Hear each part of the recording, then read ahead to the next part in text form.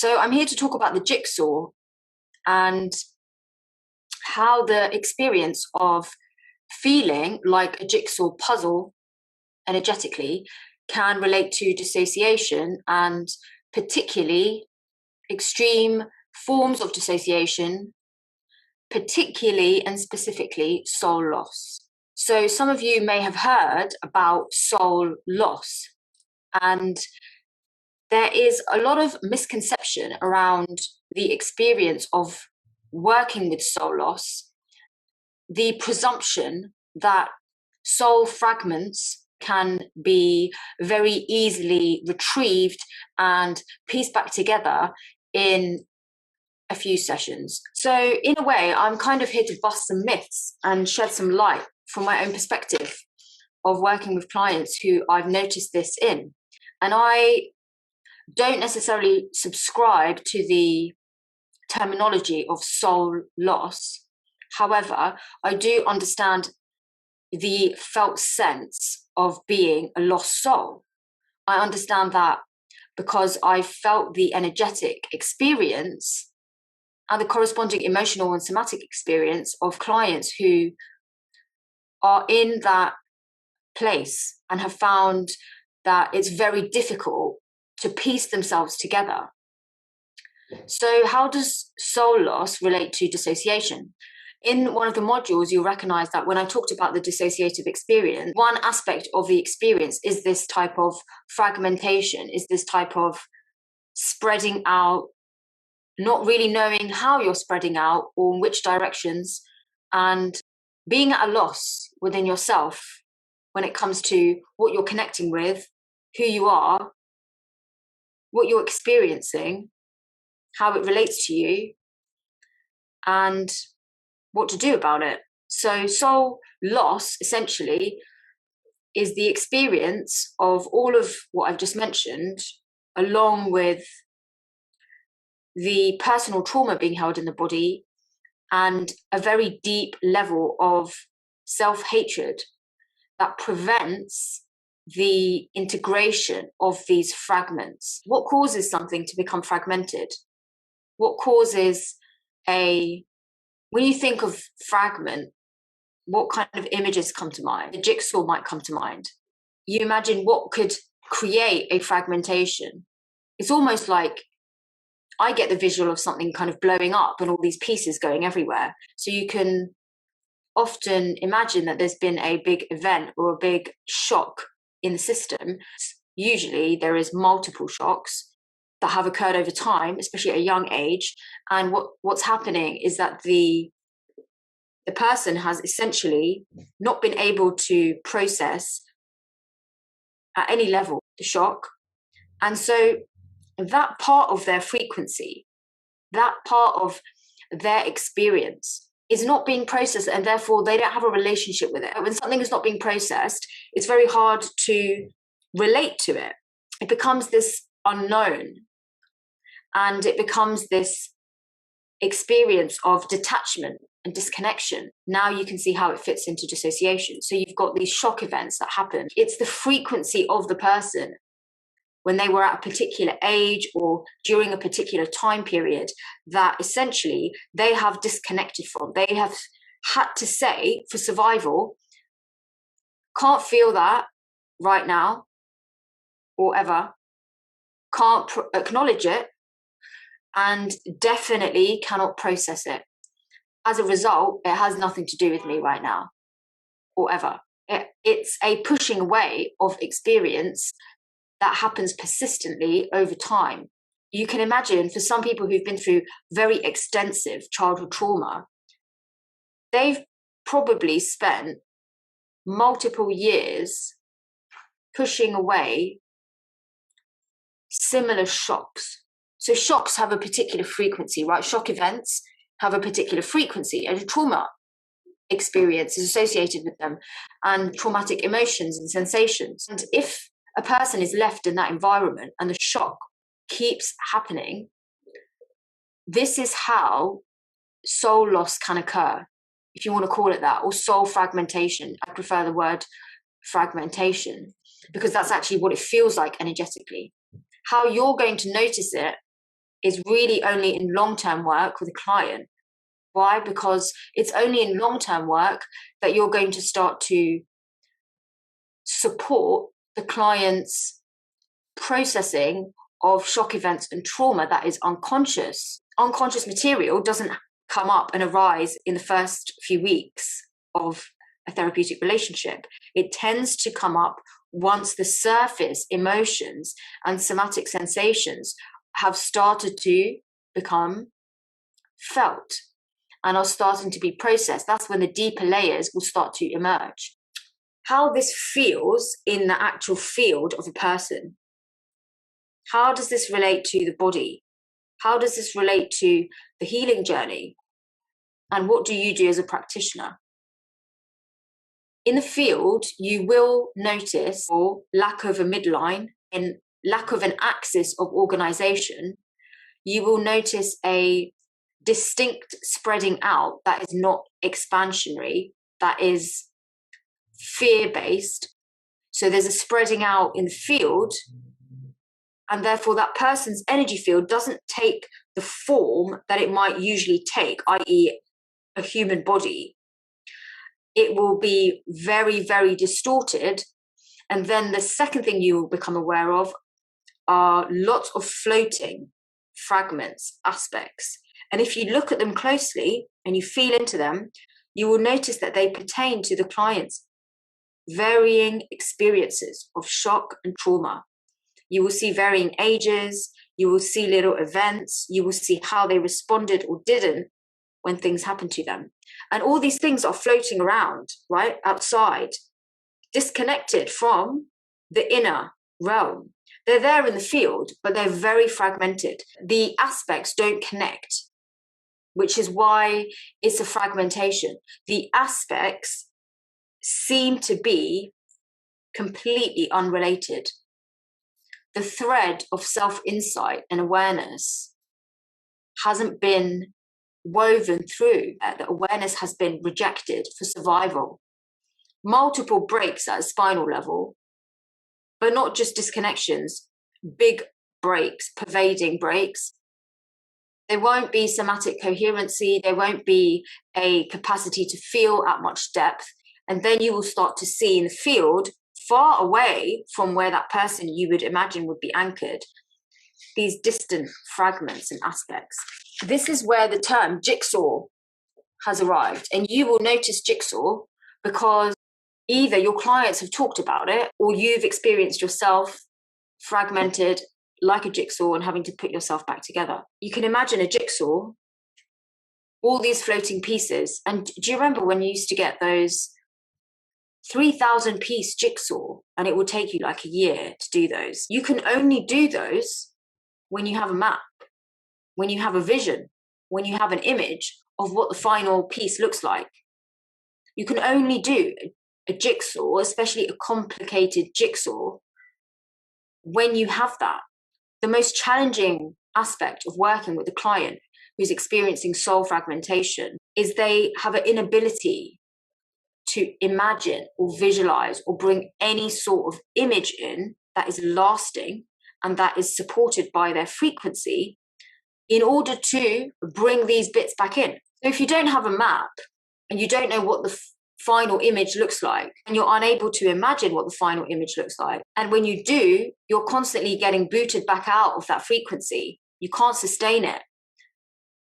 And then you access shame and self-hatred because you're unable to essentially create a vision of yourself, i.e. see yourself in anything apart from where you are right now, which is the trauma.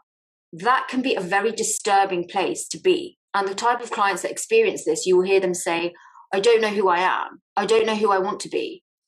I don't know. I don't know. That will feature over and over again.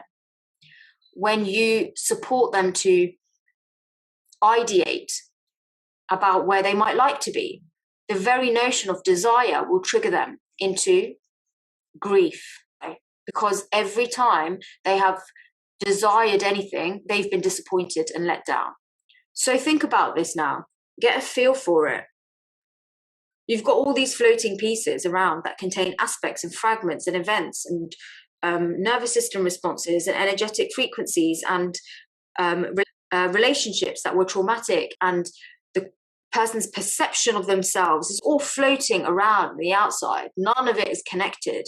And yet, you've got this person in the middle seeking wholeness at a soul level. Even if they're not there at a mental level or at an emotional level, they are seeking wholeness inherently. We are all on this journey seeking wholeness, ever deeper wholeness. When we talk about integration, it's very difficult to apply that to this type of work, soul fragmentation, because first of all, how do you integrate when everything that starts to come in is triggered back out because it's traumatic? The way it vibrates literally repulses the person. So imagine you're trying to bring certain frequencies back in, you're trying to invite the client to make contact, and as soon as the awareness level starts coming in, they're triggered. So we've talked about the experience of a healing session and the various stages that occur in order for a reintegration to happen. So notice just the awareness level will trigger a client. It's unlikely that you will have experienced this at a deep level with yourself because it's quite hard to recognize when you're in it. In fact, it's very difficult to recognize unless you have a guide holding a space for you. So the things that I've heard clients have said who are in this position do pertain to the feeling and the sensation of being a jigsaw. Now, energetically, psychologically, and emotionally, they are. Nothing makes sense. It's not coherent. There's lots of unknowns. There's lots of triggers and not much meaning and not much sense being made. And this is where it starts to get very difficult. It's difficult for a person to experience themselves. Often what you will hear is, I don't know how to feel. I don't know what to feel. I don't know what is mine to feel and what isn't.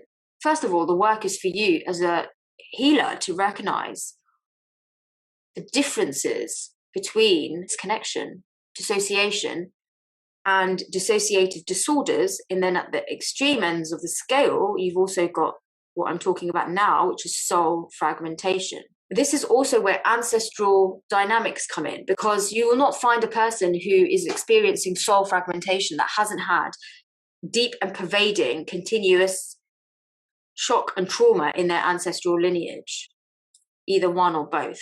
It's really important to figure out what your client is capable of and where they are in their development journey and where they are in your container as to how stable their nervous system is, how stable their psyche is, etc. When you start getting them in contact with these soul fragments, these frequencies that are there waiting to be owned, they've distanced themselves from this for a reason. So now you're bringing things in. Chaos, right? The system will react to that immediately. And the energetic system will react. And then the body will follow. To work with this, there's a number of things that you need to do. The first thing is you need to be able to support the client to be present within their own body and within their own emotional body. And that's going to be a journey. When they're there and they're starting to be able to be more present with what they do know, that's when you can start, if the client is going there into that territory, and perhaps they're actively telling you that they feel like a jigsaw, that's when you can start paying more attention to these fragments that are floating around, maybe even bringing their awareness to buried experiences that are now coming up. Then you want to make sense of how stable they are. So really grounding the spine and the midline, and we're going to cover this in the course, spinal reconstruction, so that they have a central organizing axis. If they don't have a central organizing axis, it's going to be very difficult for them to bring anything into it. If you find the client does and is developing more of a sense of center, which will take time, then you can start looking at these aspects And the more you're able to identify what they relate to and feel them as frequencies, the more you're going to be able to yourself at least draw some threads. It's not your job to start weaving this constellation back together and making sense of it all. But in order for you to know what you're bringing in next and what could be emergent, you do need to have some idea about what these are, what these aspects are. That's where also it can be difficult, because if you're working at this level, which is a very deep level energetically, and you have a therapeutic relationship with the client and they want to do this work, what can then arise next is the feeling that you know the client's trauma better than them. And in a way, you do, because you can feel it. You can feel what they're not willing to feel. However, this can trigger the client's, again, sense of shame. How come she knows and I don't know? How can somebody else know something about me and I don't know? There must be something so wrong with me. Again, you see the cycle of shame coming in. You need to try as much as you can to manage and balance your own assertion and perception and integrity with really empowering and giving sovereignty to the client as much as possible. And this is a dance that you and the client are going to do, because a client who's in that place won't be comfortable with any type or level of feeling of sovereignty. So it's a journey, really, of discernment, constant discernment. When you recognize some threads that are similar aspects, similar stories, etc., and the client themselves is going into perhaps inner child work at a particular age, that can also be a time where you can introduce certain aspects, fragments. I don't like the word retrieval, because it's not really for you as a healer to retrieve anything for the client. It's up to the client to retrieve for themselves. It's up to the client to connect, to feel their own stuff to the degree that they want to, self-realize, recreate themselves. What you're doing really is you're gently inviting these frequencies back in, fragments, and you're making sure they're relevant to where the client is and what the client's working with and where you are in the journey with them. As the client starts to do that process, they start to bring awareness to very unconscious material that they've split themselves off from, and then they start to make contact with that material, either psychologically by recalling certain events, by making connections between events, maybe emotionally they can start to feel the actual raw feelings that were accompanying these shock events. Maybe energetically they're making contact. That's when things will start to integrate very slowly. Somebody who's experiencing this degree of trauma will not find it very easy to be in their body, because the midline is going to be very distorted. That will reflect in the spine, and that will reflect in the whole structural alignment. And the structure is the base level of consciousness, the physical structure. So if a client is struggling with physical structure, they're really at that fundamental base level of self-awareness. Therefore, you're going to have to do work structurally to stabilize and support the integration of these soul fragments. It can be extremely rewarding when a client is able to reconnect and reintegrate a deep unconscious aspect of themselves, feel it fully to completion, recognize how it relates to their somatic experience and identity, and bring in a deeper level of self-awareness and self-compassion. It leads to a big shift in that client's level of consciousness and capacity for self-healing. supporting the client to envision and develop a vision of themselves, supporting the client to dare to dream about who they could be. It's an opportunity to completely recreate the identity, this dream without the fear of collapse, to dream without the terror of being disappointed, to imagine a version of themselves that is inherently acceptable and good. Which is why I always ask in the consultation, if you were to wave a magic wand, what are the 6 things that you would heal? And the clients who leave this section blank, it's genuinely because they don't have the capacity to imagine what they would heal. They don't have a capacity to imagine what they would look like when they're healed, or what healed looks like or feels like. There you have it, an example of soul fragmentation.